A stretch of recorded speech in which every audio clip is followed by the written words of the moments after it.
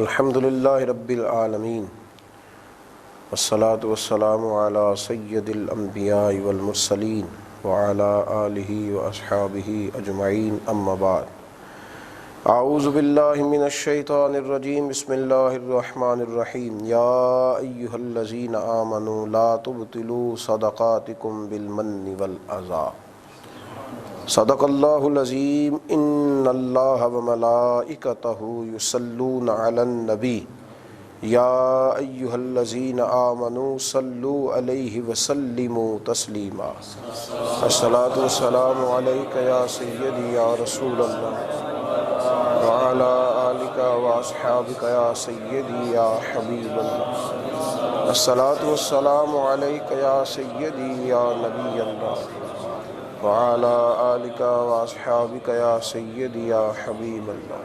حمد و صلوات کے بعد مومن کی زندگی اور اخلاص آج کی گفتگو کا عنوان ہے۔ مومن کی زندگی میں اخلاص کا بہت بڑا دخل ہے۔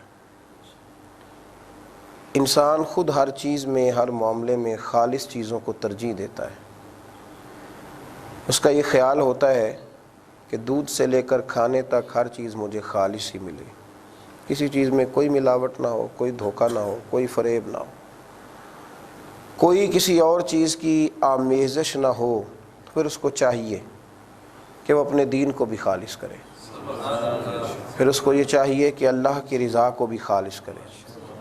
وہ کبھی بھی اتنا کمزور ارادہ نہ کرے کہ وہ اللہ کی عبادت میں، اللہ کی راہ میں صدقات کرنے میں، اللہ تبارک و تعالیٰ کو راضی کرنے میں غیر کو شامل کرے۔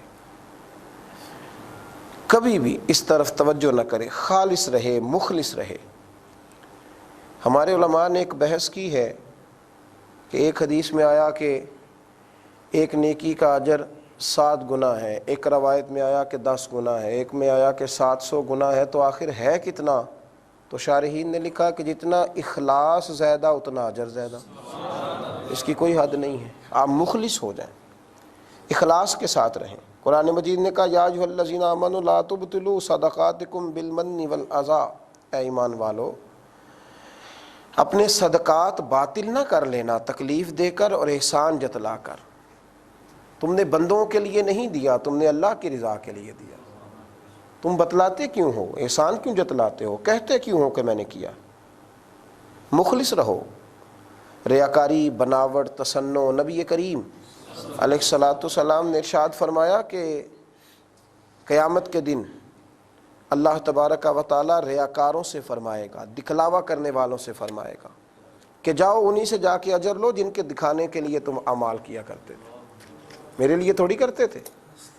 جن کو دکھانے کے لیے، دکھاوا کرنے کے لیے تم نے اعمال کیے، ان سے جا کے اجر مانگو، میں تو انہیں اجر دوں گا جنہوں نے خالص میری رضا کے لیے اعمال کیے۔ یہاں ہر بات میں دکھاوا ہے، اور جب سے یہ سوشل میڈیا کی کچھ چیزیں عام ہوئی ہیں، صدقہ بھی دکھاوا، نماز بھی دکھاوا، اللہ اکبر۔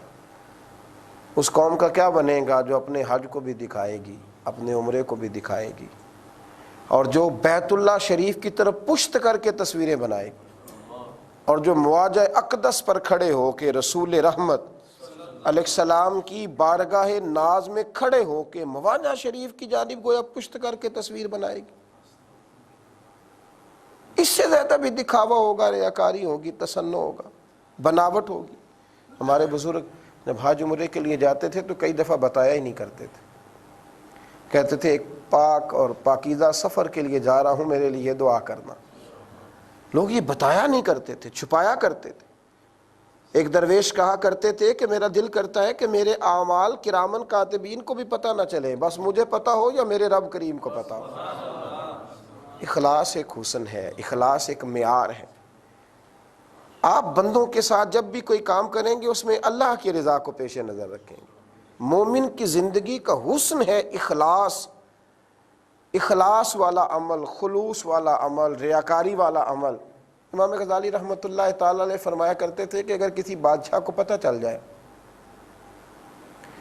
کہ یہ جو آدمی میرے ساتھ پہرے دار ہے، کسی کو ذرا دیکھیے بزرگوں کے سمجھانے کا انداز، فرمانے لگے اگر بادشاہ کو پتہ چل جائے کہ یہ جس آدمی کو میں کئی سالوں سے تنخواہ دے رہا ہوں اور اپنا وفادار سمجھ کر کے دے رہا ہوں، یہ میرا گارڈ بنا ہوا ہے، پہرے دار بنا ہوا ہے اور رکھوالی کرنے والا بنا ہوا ہے، اور میں اس کو کئی سالوں سے تنخواہ دے رہا ہوں، کئی انعام اکرام دیے ہیں، لیکن بادشاہ کو پتہ چلا کہ یہ میرے لیے نہیں آتا تھا، اس کی تو کسی کنیز پر نظر ہے، یہ جو یہ کہتا تھا کہ حضرت آپ فکر نہ کریں میں رات کو بھی ڈیوٹی کروں گا، تو یہ میرے لیے نہیں آتا تھا۔ اگر اسے پتہ چل جائے کہ اس کی تو نظر کنیز پر ہے، تو امام صاحب فرماتے تھے بتاؤ وہ بادشاہ کیا سزا دے گا؟ وہ تو انعام و اکرام کی بارشیں کرتا رہا، بڑا کچھ دیتا رہا۔ تو لوگوں نے امام غزالی سے جب یہ لفظ سنے تو کہنے لگے حضور وہ تو گردن اڑا دے گا، وہ تو اتنا ناراض ہوگا کہ شاید وجود کاٹ دے۔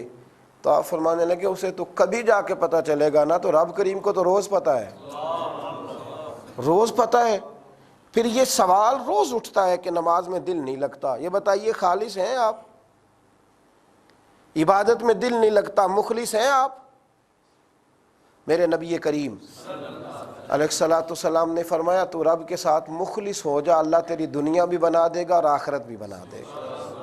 تو اخلاص والا معاملہ کر۔ یہ رکاوٹیں ساری تب پیدا ہوتی ہیں جب ریاکاریاں آتی ہیں، جب تصنع آتی ہے، جب بناوٹ آتی ہے۔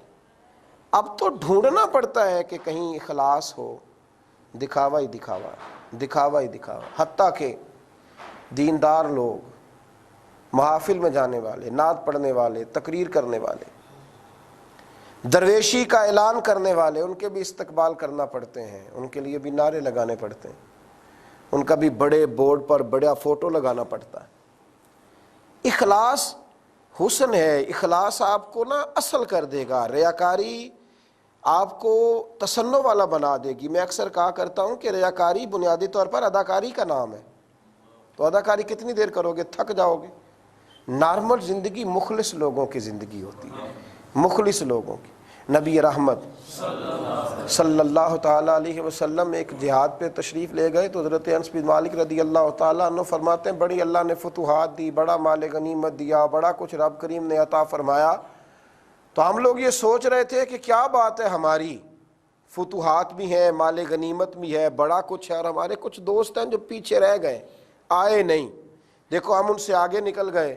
فرماتے ایک مقام پر رک کر نبی پاک علیہ السلام نے فرمایا تم اس جہاد میں اکیلے نہیں ہو، تمہارے کچھ اور بھائی بھی شامل ہیں۔ یا رسول اللہ صلی اللہ علیہ وسلم کون سے؟ فرمایا وہ جو آنا چاہتے تھے، تیار تھے، ارادے تھے، لیکن کسی مجبوری کے سبب آ نہیں سکے، وہ بھی اس جہاد میں شامل ہیں۔ شارحین کہتے ہیں سمجھ آئی بات کی، کچھ لوگ عمل کر کے بھی موجود نہیں ہوتے، اور کچھ مخلص ہوتے ہیں پر موجود نہیں ہوتے تو انہیں عمل میں سے حصہ دے دیا جاتا ہے، اجر ملتا ہے انہیں۔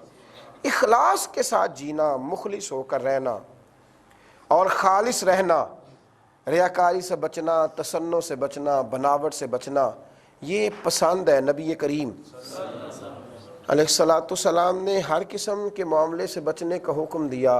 فرمایا کہ کپڑا بھی دکھاوے کے طور پہ نہ پہننا۔ مومن کی زندگی کا ایک معیار ہے، وہ کپڑا اللہ رسول کی رضا کے لیے پہنتا ہے۔ حضور صلی اللہ تعالی علیہ وسلم فرماتے ہیں جس نے دنیا میں شہرت اور دکھاوے کا لباس پہنا، اللہ قیامت کے دن اسے ذلت کا لباس پہنا دے گا۔ غریبوں کو تنگ کرنا مہنگے جوڑے پہن کر، 15 اور 18 ہزار کے جوتے پہن کر لوگوں کو تکلیف دینا، لباس میں بھی اعتدال رکھے، لباس میں بھی وہ معیار اختیار نہ کرے کہ جس سے کسی کی تذلیل ہو، دکھاوا پیدا ہو۔ مخلص رہے، خالص رہے، اعتدال کے ساتھ رہے، اور مخلص ہو کر کے حضرت سیدنا امام غزالی رحمۃ اللہ تعالی علیہ فرماتے ہیں کہ ایک نیک آدمی تھا تو اس کو غلام کی ضرورت تھی، وہ غلام خریدنے کے لیے بازار گیا تو غلام کو جب وہ لانے لگا تو اس نے کہا مالک میری 3 شرطیں۔ اس نے کہا کون سی؟ کہنے لگا ایک تو شرط میری یہ ہے کہ جب نماز ہو جائے گی تو میں کوئی کام نہیں کروں گا، اذان کے ہوتے ہی میں اوقات نماز میں مسجد جاؤں گا، اور دوسری میری شرط یہ ہے کہ میں دن میں آپ کی ڈیوٹی کروں گا، رات کو نہیں کروں گا، اور تیسری میری گزارش یہ ہے کہ مجھے ایک الگ کمرہ چاہیے۔ اس میں وقت گزاروں گا۔ انہوں نے کہا بالکل ٹھیک ہے، نماز میں بھی پڑھتا ہوں، آپ بھی پڑھنا، اور میرے بھی سارے معاملات اور ضروریات دن سے تعلق رکھتے ہیں، رات کو مجھے آپ کی کیا ضرورت ہے؟ اور رہی بات یہ کہ آپ کو کمرہ چاہیے تو ویسے بھی ہمیں الگ کمرہ دینا تھا، آپ جو چاہیں پسند کر لیں۔ اس کو خرید کر کے لائے تو مالک نے اس کو کمرے دکھائے کہ یہ کمرے ہیں، کسی ایک میں رک لو۔ اس نے کمرہ جو سب سے سادہ تھا، سب سے چھوٹا تھا، وہ کمرہ پسند کیا۔ اس نے کہا یار تو کوئی سہولیات والا کمرہ لے لے۔ کہنے لگا مجھے کمرے میں سہولت نہیں چاہیے، اللہ کا ذکر کروں گا تو یہ بھی آباد ہو جائے گا۔ وہ نماز پڑھتا، عبادت کرتا۔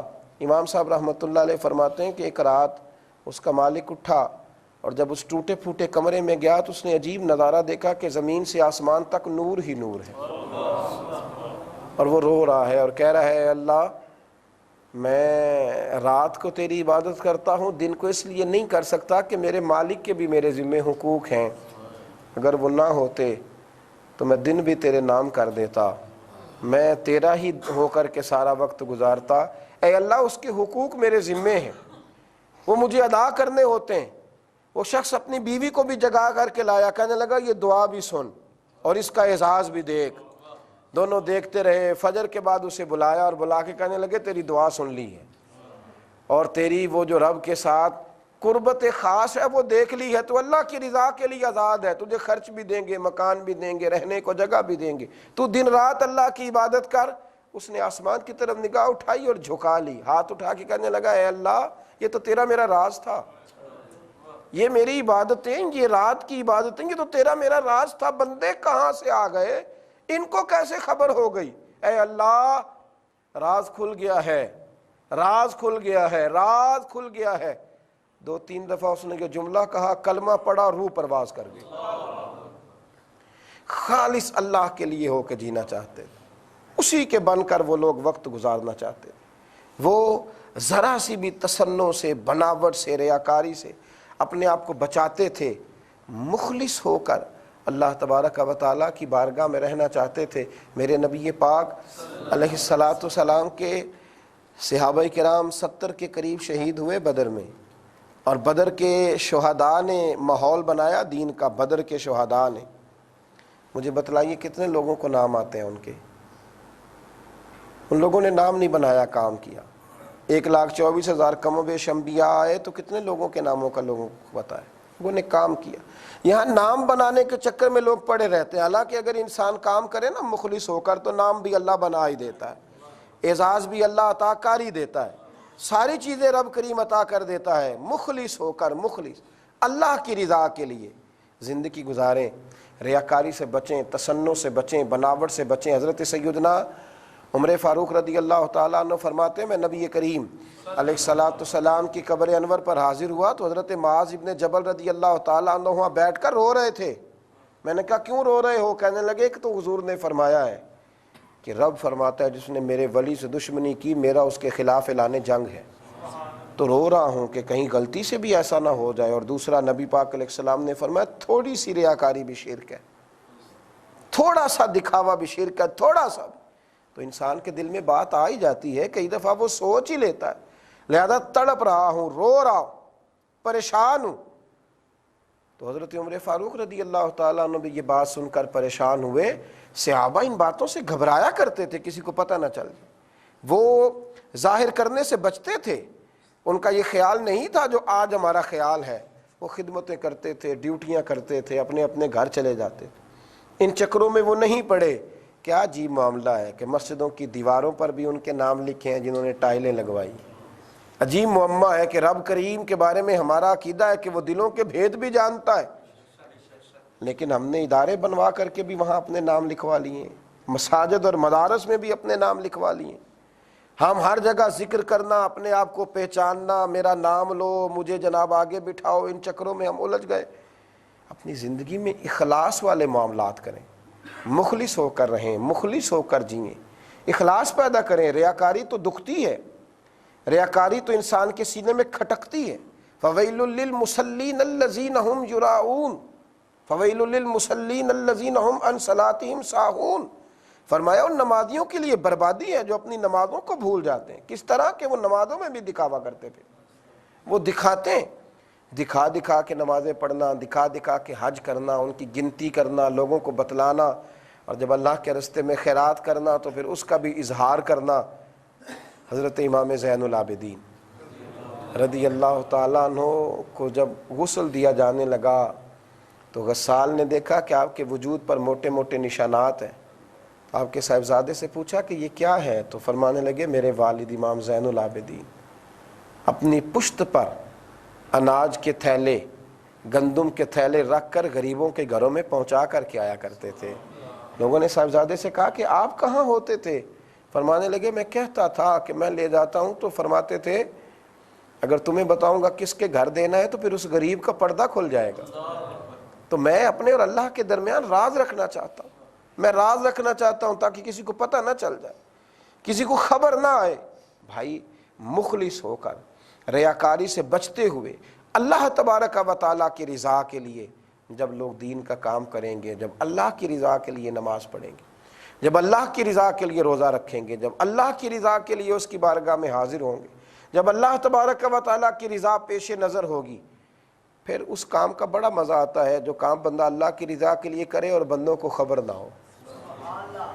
سب سے زیادہ سکون وہ نیکی دیتی ہے جو نیکی چھپ جاتی ہے۔ جس نیکی کا اظہار ہو جاتا ہے، جس کی خبر ہو جاتی ہے، جس کا پتہ چل جاتا ہے، وہ نیکی لذت نہیں دیتی۔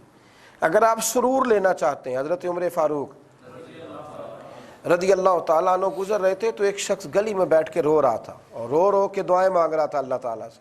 تو جناب عمر فاروق فرمانے لگے یہ کام اگر تو تنہائی میں جا کے کرتا تو اللہ تجھ سے زیادہ راضی ہوتا، اگر اکیلے میں جا کر یہ تو کام کرتا، لوگوں کو نہ بتلاتا، دعائیں تنہائی میں، عبادتیں تنہائی میں۔ اور ترمذی شریف میں حدیث ہے، نبی کریم علیہ الصلوۃ والسلام نے فرمایا دنیا داروں کے سامنے جا کے رویا نہ کرو، اپنے دکھڑے نہ بیان کیا کرو، دکھلاوے نہ کیا کرو غربتوں کے، غربتوں بھی نہ دکھاؤ، غربتیں بھی نہ دکھاؤ۔ کیا کریں؟ فرمایا جب بھی بات کرنی ہو اپنے رب کی بارگاہ میں کرو، دعائیں کیا کرو۔ جب رات کو اللہ کی بارگاہ میں دعائیں کرو گے، دیر سے یا جلدی اللہ تمہیں لوگوں سے بے نیاز کر کے دنیا بھی سنوار دے گا اور آخرت بھی سنوار دے گا۔ مخلص بن کے جئیں، اخلاص والے زندگی گزاریں۔ اللہ تعالیٰ سمجھنے کی توفیق عطا فرمائے۔ آخر دعوانا الحمدللہ۔